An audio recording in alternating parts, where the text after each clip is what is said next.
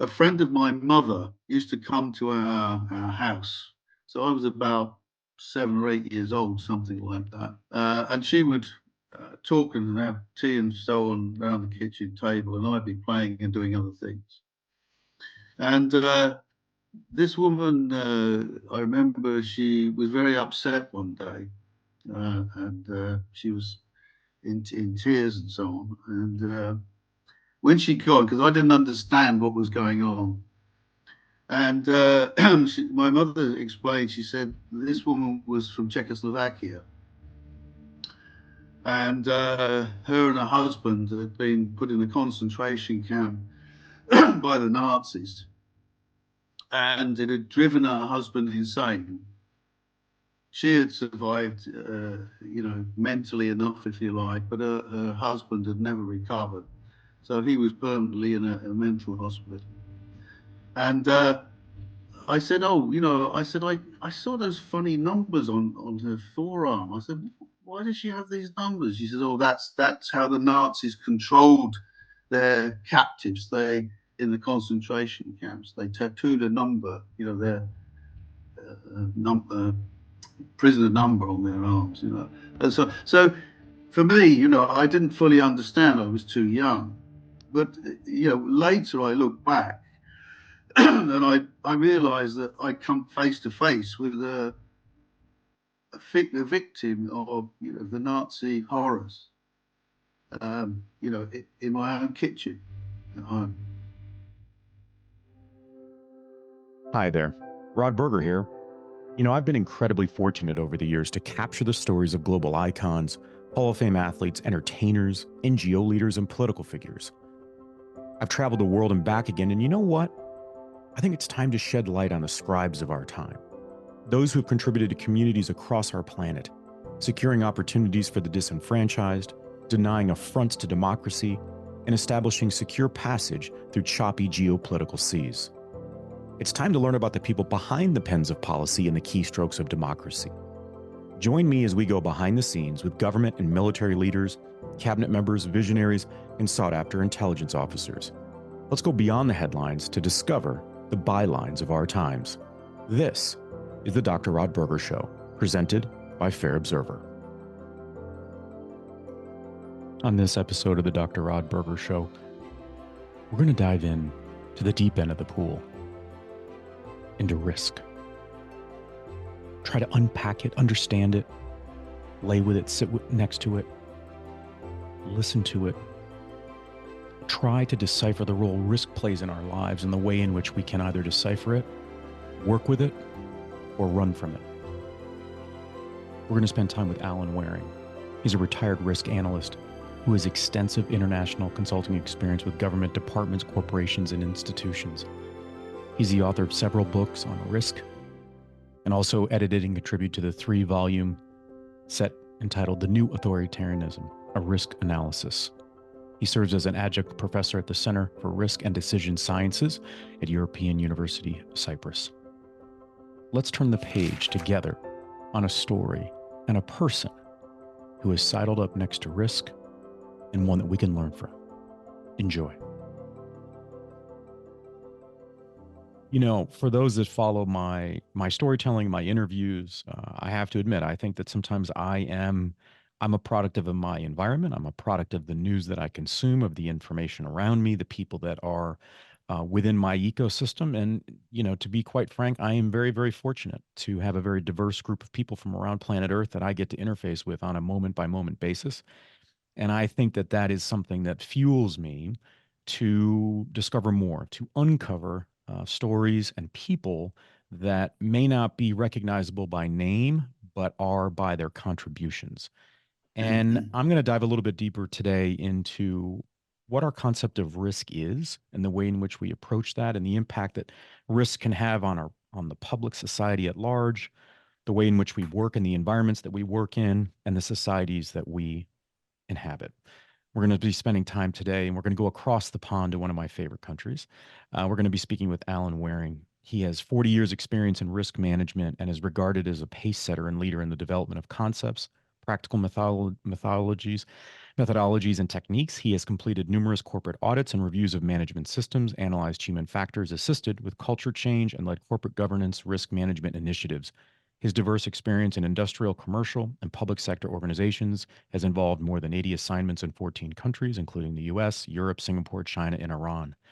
He's also conducted assignments related to the King's Cross Fire Inquiry in 1988 and the Sea Express Inquiry in 1997. He participated in independent studies of the Barings Bank collapse, the NHS reforms, and Iran in transition to the economy without oil. He's been an adjunct professor for years and working in institutions of higher learning. He has been a columnist and contributor to Fair Observer for a number of years as well. Alan, it's really nice to spend some time with you. And we have corresponded prior to this interview. And I said to you off air that I am, and maybe it's a product of your professional past in risk. But really, the dossier that you've given me on your background and the areas of your expertise has been like no other guest that I've had in quite some time. And it's like feeding the beast, as they might say in America here. I love information and finding stories within the context, and you've done that in spades. So I'm really looking forward to this conversation. Here's where I want to start, Alan. I do want to go back in time and understand the origins of you as a boy and where the concept of in essence, breaking down potential challenges that are either on the surface or beneath the surface of the water, if you will. What were kitchen table conversations like when you were a boy, and what role did you play in participating in them? Wow. I got to think back now. Yeah, I grew up in the country, so I'm a village boy, country boy, so farming community and so on. So I grew up with nature all around me, which has stayed with me throughout my life. So I have a keen interest in gardening, for example, and general things in the natural sciences. But in terms of conversations, I really can't remember that far back. I do remember one thing that stuck in my mind, and I'll never forget. A friend of my mother used to come to our house. So I was about 7 or 8 years old, something like that. And she would talk and have tea and so on around the kitchen table, and I'd be playing and doing other things. And this woman, I remember she was very upset one day, and she was in tears and so on. And when she'd gone, because I didn't understand what was going on, and my mother explained, she said, this woman was from Czechoslovakia. And her and her husband had been put in a concentration camp by the Nazis. And it had driven her husband insane. She had survived, mentally enough, if you like, but her husband had never recovered. So he was permanently in a mental hospital. And I said, I saw those funny numbers on her forearm. I said, why does she have these numbers? She says, that's how the Nazis controlled their captives. In the concentration camps, they tattooed a number, their prisoner number on their arms, And so for me, I didn't fully understand. I was too young. But, later I look back and I realized that I'd come face to face with a victim of, the Nazi horrors, in my own kitchen at home. And that kind of stuck with me, I think, ever since. So I've had this kind of permanent antipathy towards authoritarianism and anything like that. So it's just part of my nature. That's an incredibly and I think that's come all the way through my life. It doesn't explain, how I got involved in risk and risk management and all the rest. No, but I do think it does. Certainly had an influence on it. it paints a picture of a young boy through sort of the natural evolution of curiosity, Mm. that there was a door open that you may not have known even existed. Yeah, And yeah. sometimes Mm. doors open and they cannot be closed, in the way in which they change our Yeah, perception, the yeah, way in which we ask a question or yeah, inquire about what is in front of us. Would you say yeah. that you were a curious young man growing up? Definitely. My uncle, who was a head of a department in a university, used to say to me, he said, Alan, he said, you're just like me. You know, you have a natural curiosity, which, you know, of course, at the time, it doesn't mean anything to you when that's said, you know. But, yeah, when you reflect back, you say, yeah, I suppose I did, you know. So if we run parallel to that time period of growing up and then having that reflection, which I appreciate now, maybe it's the father in me, that when I see something that one of my children do, that when I provide an Mm, observation, they may sort of, dust it off, and yet I'm saying I can almost project into the mm, future how that might apply. Um, right. if we run parallel to sort of today's day and age, I'm wondering if we think about curiosity as a variable that is unique to our species, that we can be curious about the world around us and potentially do something about that.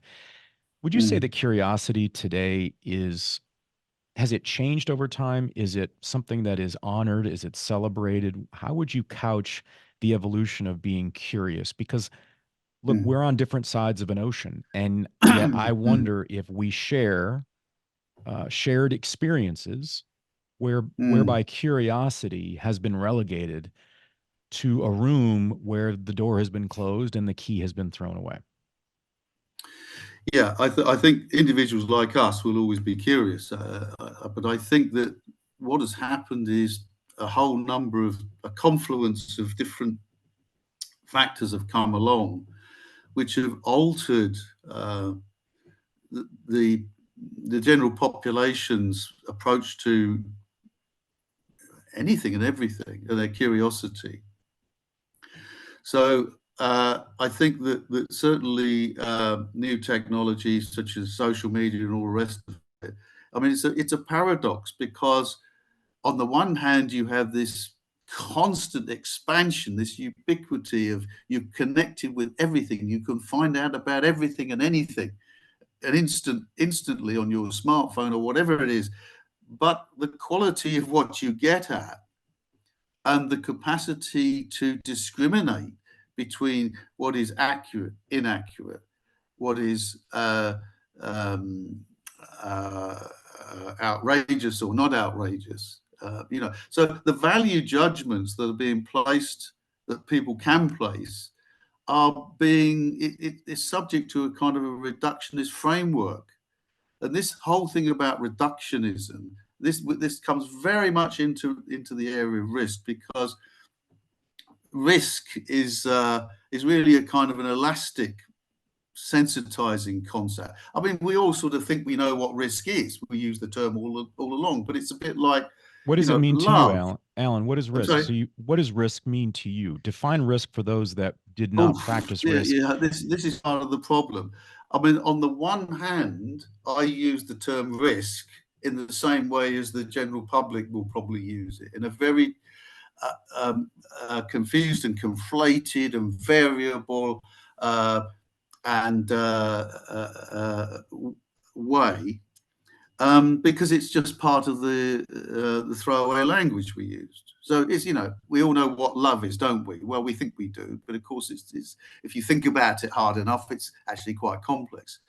Power, um, democracy, um, system. All of these terms are like this. They're really sensitizing concepts that sensitize you to a whole baggage of other stuff that's all mishmashed up. And people who are in risk professionally really have the task, the obligation to try and unravel that mess. And Um, Alan, isn't there an underlying assumption within risk? And I know we're getting very sort of deep and into the weeds here, but I would think that if I'm working within risk, or if I'm in that risk community as you yeah, are, yeah, there has got to be we have to work from some shared premise yeah, to be yeah, able to evaluate plus or minus risk.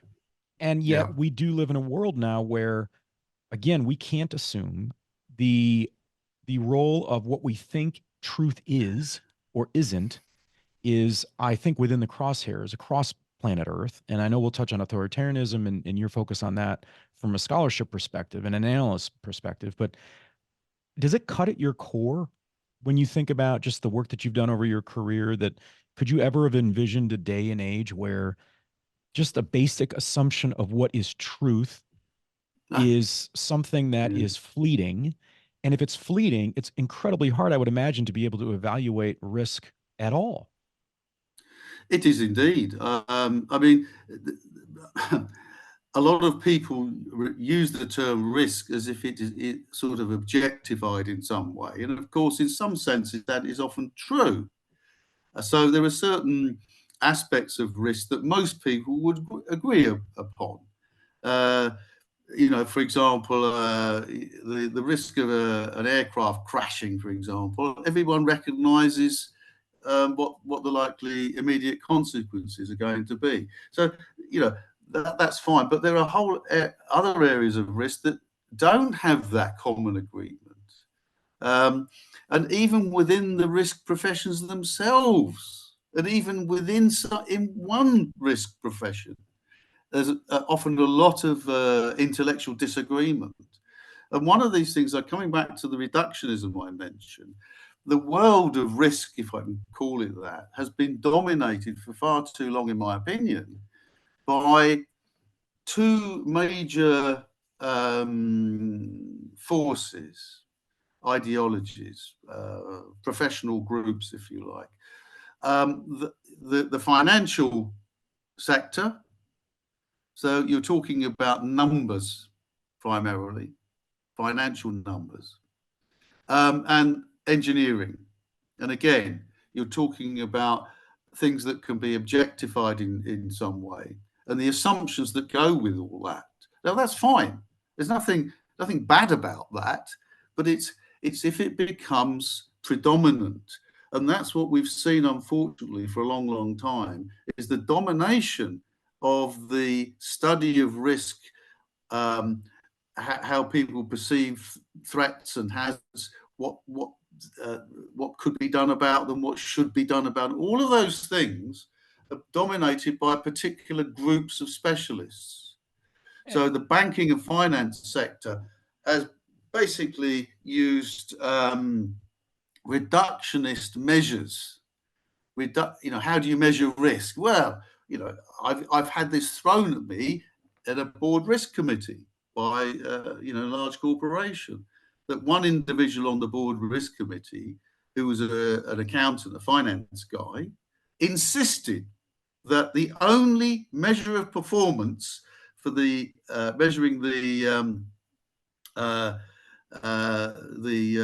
risk exposures of the corporation was VAR, value at risk. A single number. I don't know if you're familiar with the film The Hitchhiker's Guide to the Galaxy. Yes. It's an old film. Well, in that, there was a sort of a kind of an oracle, and one of the key players said, "Look, we want to know what the answer to the question is. Life, the universe, and everything." Yeah. I'll have to think about that. And about 200 years later, he comes back with the answer. The answer is 42. There's no nuance. There's no nuance to it. So I think we're getting better than we used to, but there's still this emphasis, this thrust toward simplifying things as much as possible. Now, that's good when it comes to communication, because the simpler you can make things, the more digestible and understandable it would be for the general public. I understand that, but you can't rely on that only and create a pretense that that's it. Because we So don't, that, Alan, that we don't live on bookshelves or in buckets, but I think naturally our species wants to organize information and segment yeah, them out. But we do live in a yeah, world now where we're not 9 to 5. You sort of live the career that you're in, and the career is mm, really a part of you as a mm, human, and regardless of age, it's a part of a mm, lifestyle. And I think it's hard. So I've got a question about that. I want to ask about the impact on you when your career started to take you around the world, when you started to travel, because I think right, culture is incredibly impactful. I know, yeah, yeah, working in Iran and the transition to an economy without oil to me, is an example of a country and a culture that is terribly mysterious in a lot of ways. I get that mm, sense. I'll mm, get that off the record with people who've never been to India. They just think it's this sort of black hole. They're not really sure what it is or what it isn't or what it might represent. mm, And yet, I would imagine mm, that I guess lack of awareness related to a culture, whether that's mm, expressed through the public domain, the private and corporate domain, and society at large, yeah, is going to impact an assessment of risk, regardless of sort of where that question uh, mm, is rooted in, right? And I'm yeah, wondering how travel impacted the questions that you ask, the curiosity in you, even as a boy, if you think about that, just sort of growing up. mm, Where did travel come into play in impacting or imprinting something on yeah, you that you still live yeah, with now? yeah. I mean, that's a good question. I mean, the one thing that sticks in my mind is that we can't make an assumptions that everyone, all societies, all nations, all countries think exactly alike. Their perceptions of just about everything can be quite different. And there's a huge difference between Western style, what I call rectilinear thinking. It's all efficiency driven. It's straight line thinking. How do we get from here to there in the most cost efficient, fastest way? Yeah. That's really sort of characterizes Western approach to just about everything, running businesses, government, governance, you name it. But once you start to get east of um, Europe, if you like, Middle East, and eastwards, it's completely different. You have a different style of viewing everything, and this is where the cultural things come in. So the typical style of thinking that you have in the Middle East and the Far East is what I call helical thinking. It isn't this efficiency, driven approach. So if it takes six days, 6 weeks, or 6 years to get to where you want to go, as long as you do that in the safest way and the most beneficial way for outcome, then that's how long it takes. So, for example, going to Iran, I've seen this happen. Western businessmen, they go there, they have that set up their meetings, they have a week's worth of meetings all planned, it's all efficiency. No, they don't realize that this isn't how things work in those societies. The first meeting you have won't be talking business. They want to get to know you. They want to get to know how you think. They want to get to know why you think like this. They want, can we be comfortable with this person? Um, is he going to last the course, or is he going to get frustrated and fed up and disappear? These kind of questions. Can we work with this person? The Dr. Rod Berger Show is presented by Fair Observer. If you're looking for independence, diversity, and debate, go to fairobserver.com. And our show is produced by our friends at Old Soul. This month at Fair Observer, I'm checking out world news. Truth, Lies, and Tweets, the truth about digital diplomacy.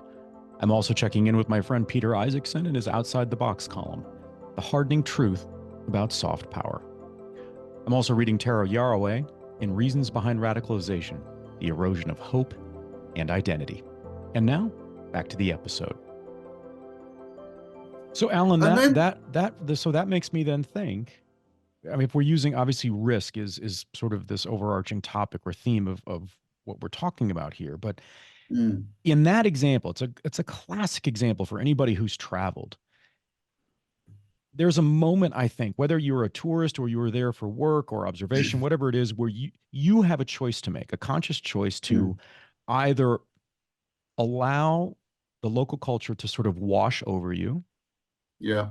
or to step aside and hope, I think, from some level of ignorance, I'll say that your perception of what it is, or what life is paramount, and or in a Right. position of power over the very culture that you are Yeah. visiting. And I'm Yeah. wondering if Well, that's ethnocentrism. right. And it makes me Yeah. wonder if it that then challenges the notion of risk, because truly in that example of a business, a professional, is the risk in assimilating or is the risk in not being true to what you think represents you and wherever your origins are? And there's a fundamental difference or shift, I think, in that. And I'm just wondering, even if you're there to assess risk, talking about an economy without oil, it seems like there is a preamble to that where risk Yeah. takes on a different role. If we're talking about a play or some Shakespearean outlet. Yeah. I mean, the concept of risk in Eastern societies, Middle East and Far East, and so on, is different, and it's rather an odd one in some respects. So um, they they tend to, as I say, uh, they think quite long term sometimes, and this idea about rushing and getting things done, preferably yesterday. They don't like that at all. Um, so there's that aspect, but there's also a curious contradiction. So you find that, for example, on the one because I worked in Hong Kong and that region for some time, um, individuals are very risk averse when it comes to their job. When it comes to their job and their immediate income, it's very difficult to find individuals who want to sort of take risks with their job and their career and push the boat out. They just want to, 9 to 5 job, get their paycheck, and Survival. I and, mean, and it's the rock most sort the of boat. But on the archaic. other hand, those Yeah. same individuals will be inveterate gamblers, in the casinos or wherever. So a very, very odd sort of contradiction, and that's a characteristic of individuals and their whole approach to risk. You will find within individuals, wherever you are in the world, they will often have very contradictory approaches to different kinds of risk. So, I mean, the individual that creates merry hell because I don't know, nuclear power station they want to build 15 miles down the road. He's there with his placards and protests and all this of it. The guy smokes 50 fags a day, cigarettes a day, drinks a bottle of scotch and drives home from the bar. But this is the reality of humans. They are contradictory inherently in many respects. You can't assume there's no sort of single dimension to risk. It's multidimensional. So when it comes and risk is really it's not an objective. How can I put it? It is a cerebral phenomenon. Risk is going on in the head. What risk is described as, estimated as, and all the rest of it is very much an individualistic thing inside individuals' heads. You can't pick up a pound of risk and say that is definitely a pound of risk. So and this complicates things because a lot of the domination of approach to risk management has been, to say, in the finance sector and engineering, and they have very particular long developed approaches to to the measurement of risk and all the rest of it. And it's all good stuff. It's useful, but it becomes kind of hallowed by the passage of time, as if that's the only thing that needs to be done. These are the only measures. These are the only ways to look at things.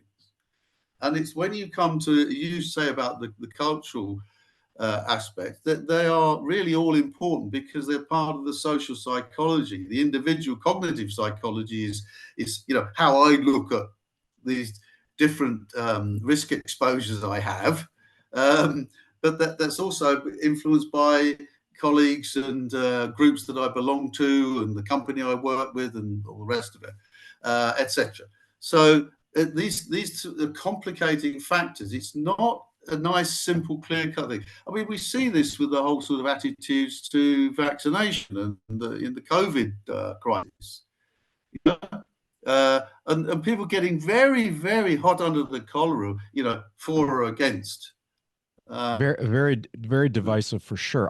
You mentioned about the psychology, and if you will entertain me in this manner, I'm really curious about the impact of working in the risk environment for you in this manner.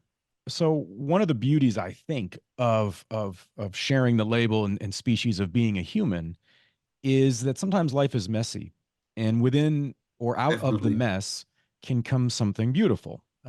Relationships, innovation, experiences. And yet I would think that to work in the environment that you have and within the different cultures, that logic is something that you would hope would play a central role to your personality, your approach, the way in which you think about the world around you. And so I'm just very curious as to how logic has impacted you outside of work in a world. It's almost as if, if I'm an artist and I'm painting all day, do I lose the appreciation of another artist because I'm painting, I'm within that world 24/7? I'm just curious as to the impact on you over time as just a person. Yeah, I mean, you can't separate things out. They're there because they're with you all the time. But yeah, I mean, my approach to my personal life and family life and all the rest of it, the things that I do, I'm clearly going to use that knowledge, that specialist knowledge that I have. And my wife and I have wonderful conversations in quotes because she's a very different personality to me. She is an artist. She paints and she's very artistic, and she just doesn't see threats coming like I do. So that's one of the, you spot a threat at 1,000 paces. Hello, because that's what you do.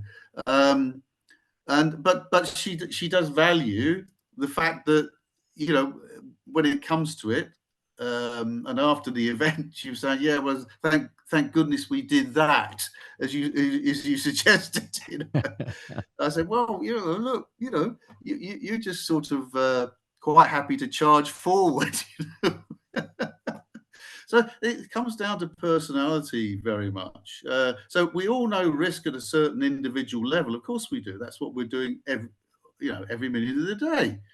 We are surrounded by potential threats and hazard exposures and so on, and we make judgments about them. We recognize them. So when we cross the road, there are rules to follow which seem to work quite well. The highway code and all the rest of it.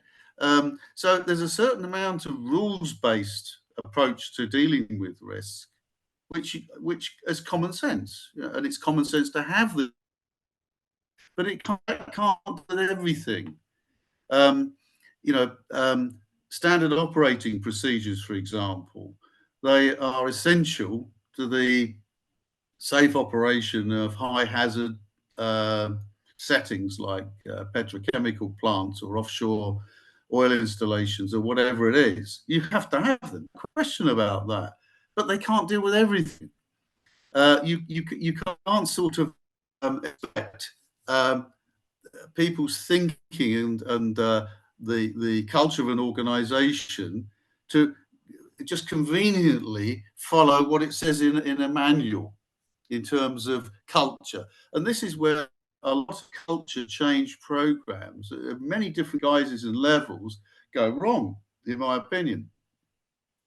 And so you have, say, for example, I'm trying to think of some examples that will sort of gel. Alan, one example or one area that I would be curious to sort of connect this to is when we think about risk. So I love by the way, I did not know, for the audience, I did not know your wife was an artist, but that played very well. And I can imagine that in an imperfect world, there is sort of this perfect union of finding balance in understanding different value sets and the way in which we can be exposed to different ways of thinking. And that's sort of, I think, very it's opportunistic in the best possible way for us as individuals to experience the beauty of life, to have that kind of counterbalance. When we talk about risk at an individual level, and you were sharing that as sort of a couple or a family level, one of the things that we're noticing here in the US, and I think would not be unique to the US relative to our two countries, is that the lack of risk taking that would, I think, as a result, potentially provide a sense of agency and voice for an individual within the confines or the constraints of a burgeoning authoritarianism that we are seeing spread across our planet. And I'm just wondering, how can we understand and support our own identification with risk in combating apathy at the polls, at the voting booth? Because I want to now link into your authoritarianism, the work that you've done in what you're seeing, because you have been keenly focused on this.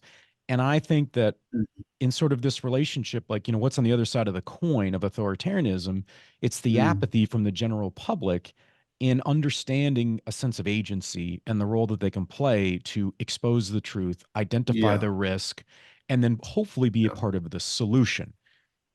Yeah, it's a complex setting, and it's not a sort of a straightforward answer, I think, to that. But on the one hand, if you sort of go back, I don't know, 4 or 5 years, there was all the snowflake generation. Students creating merry hell at universities and demanding from the authorities that this lecturer or that lecturer should not be allowed to work because he or she was saying things they didn't like or were upsetting or so on and so forth. So there's that sort of level. I want to be cocooned in a fantasy bubble where I don't have to confront these harsh realities, these horrible things that might happen to other people, or even worse to me. And that's not just physical things, but ideological things. A university student should be, that's what they're there for, is to actually tackle difficult concepts and contradictory ideas, and things that confront moral issues, and so on and so forth. So you might say, well, look at these awful far right people around and about in this, that, and the other place. It's no good just saying, well, we don't like them, so we just have to sort of shut them off, pretend they don't exist. So that's one issue, and that's where I think the apathy can come in, also an extension of that. Well, I can't do anything about it, so why bother? Well, there's no point bothering to vote, is there? This kind of approach. Alan, and does then that you have the Alan, other side. Alan, does that imply the death or the imminent death of curiosity? No, I don't think it does. I think what we're seeing is we're seeing examples of these things, but I don't think that you can deduce from that therefore it's all consuming. I mean, because on the other hand, you do have people out there protesting about quite legitimate moral issues. I mean, look at what's happened because of the war going on in Gaza. and the widespread protests around the world about the extent to which and the nature and the way that the Israeli armed forces are doing what they're doing. I mean, they're virtually paralyzed some of the major cities in the world weekend upon weekend. So then, and these are Al, people who are doing the opposite. Now, you may disagree with their view, but the point is they do have a strong view, and their argument is this has to be the moral position. So I think you've got a divergence. But on the one hand, you've got one lot of people who are probably never going to be curious about anything. It's just them, and they're quite happy to be couch potatoes or sit there, gulping at their social media thing and learning all the facts they learn, of course, and they must be true because they're coming off my smartphone. There's that lot, and then you've got the others who are different. But I think that's probably always been the case.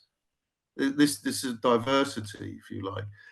I think what's more worrying is that within countries, we're seeing a definite authoritarian shift towards the right, because the nature of the far right personalities is that that's part and parcel of who they are and what they want. They want to dominate. They want to control.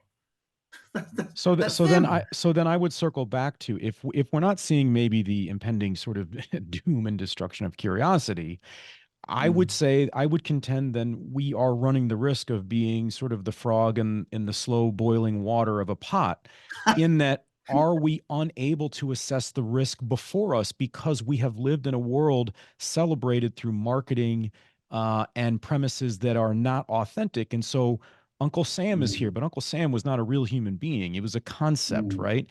To garner support and drive nationalism during a time of need, to battle global forces. And so if that's the case, maybe we're struggling to even ascertain what may or may not even be risk in front of us. And because we can't identify that, we're kind of putting ourselves in a down position, because if I can't see that there's risk in front of me, or that authoritarianism is here to stay, at least in this time frame, that I then have to make a choice. But if I don't see that, and I have not grown up in a curious world where it's okay. I mean, we've lost an opportunity to debate, to celebrate discourse, and to have different opinions. I mean, I won't speak for your country, but I know here in the suburbs of the US, there are people that have lost friendships. Marriages have gone by the wayside because you can't have friends, I guess, is the notion, that potentially have a different position than you do. And that speaks to what you were just saying. So I'm just wondering, if we put sort of a conclusion on the element of risk, is it more indicative that we are struggling to actually analyze risk and understand when something is dangerous or not? We go to the kitchen, right? You were a young boy. In that moment, you didn't know what the numbers meant on her arm. It's a young child putting their hand on a hot stove, not understanding that that is a hot stove and there will be a consequence. It feels as if we don't understand the consequences that potentially are right in front of us. I think there is that danger, and we're seeing it in front of us almost every day. I mean, global warming or climate change, it's a desperate catch-up. Now, I started out as a chemist. I was doing certain amount of work on airborne pollutants and so on, way back when I was quite young. So I have an understanding of some of these things, and it took me quite some time, because a chemist is by nature skeptical. The origins of modern chemistry was the skeptical chemist, so we like to sort of make sure we get belt and braces on the evidence. But eventually I came around to think, yes, I'm sure this evidence is real evidence. So we're slow to react. And again, we're coming back to other aspects to do this. The kind of psychology and social psychology of corporate life and governance and politicians and so on. There's an awful lot of hype and narrative, some fine words being said, but there's not the carry through. There's always a reluctance to kind of carry through behind it. It takes far too long. And it's almost as if there isn't a real, genuine belief that the evidence is what it is. And you have hence it's politicians hard in to the United States in particular who actually come out and say this. They say there's no such thing as global warming.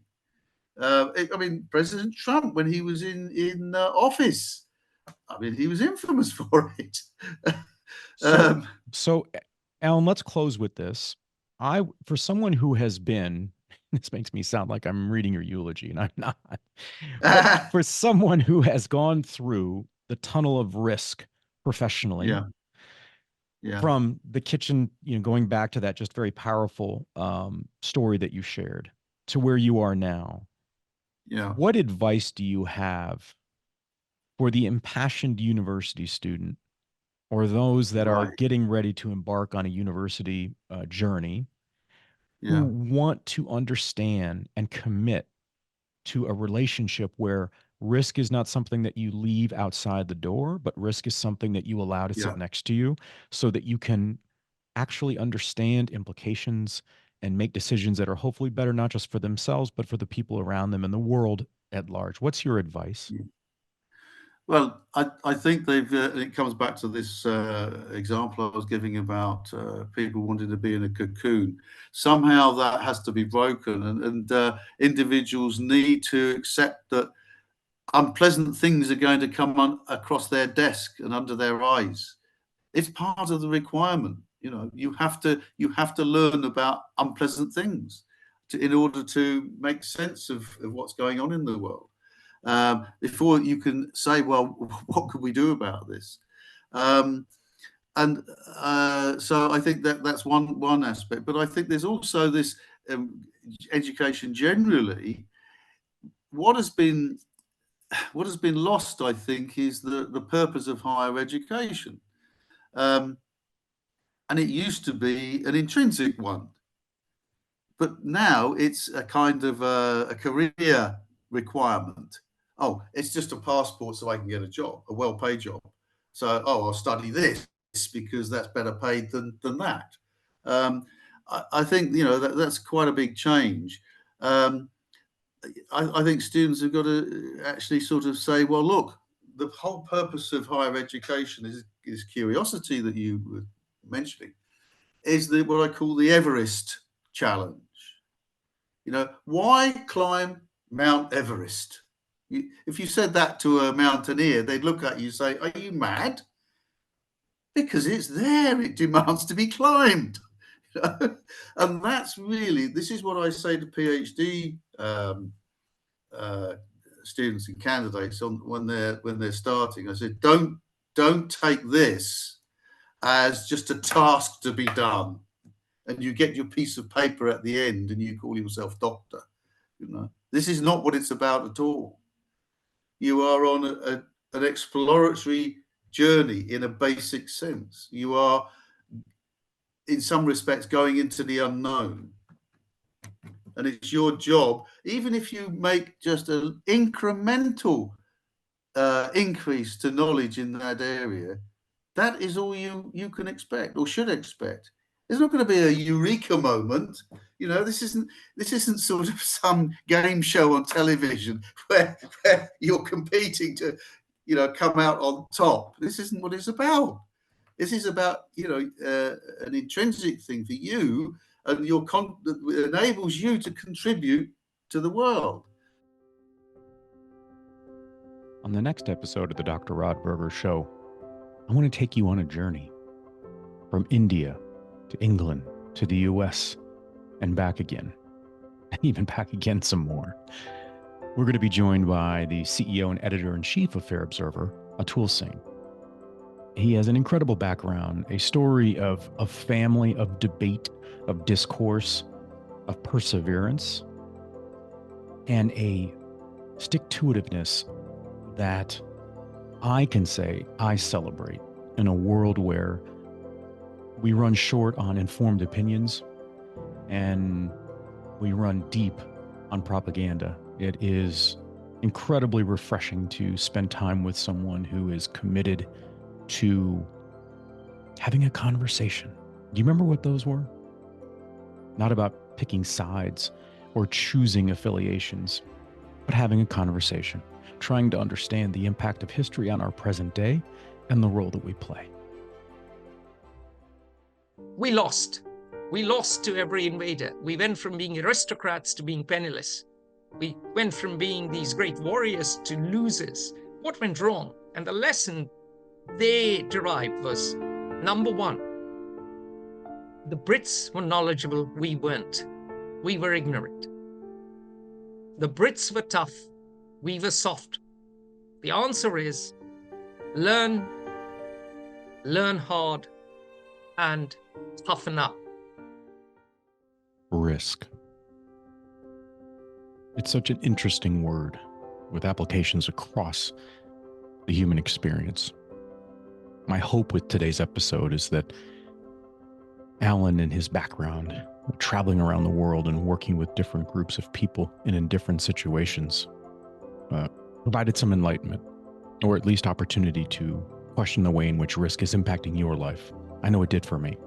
I think about risk every day, the risk of being a parent, of wanting the best for my kids, of saying something in public, not knowing what the response will be. Should I stand up? Should I not stand up? Risk is a very interesting word. It plays, I think, an interesting role in our lives. And I think it's incredibly important to share the stories of those who have taken on risk head on and done so almost in a surgical fashion to understand the why of risk. And if we've done anything today, I hope that we've aided in your own discussion with yourself and or your family or colleagues in the way in which risk plays a role in your respective lives. Until next time.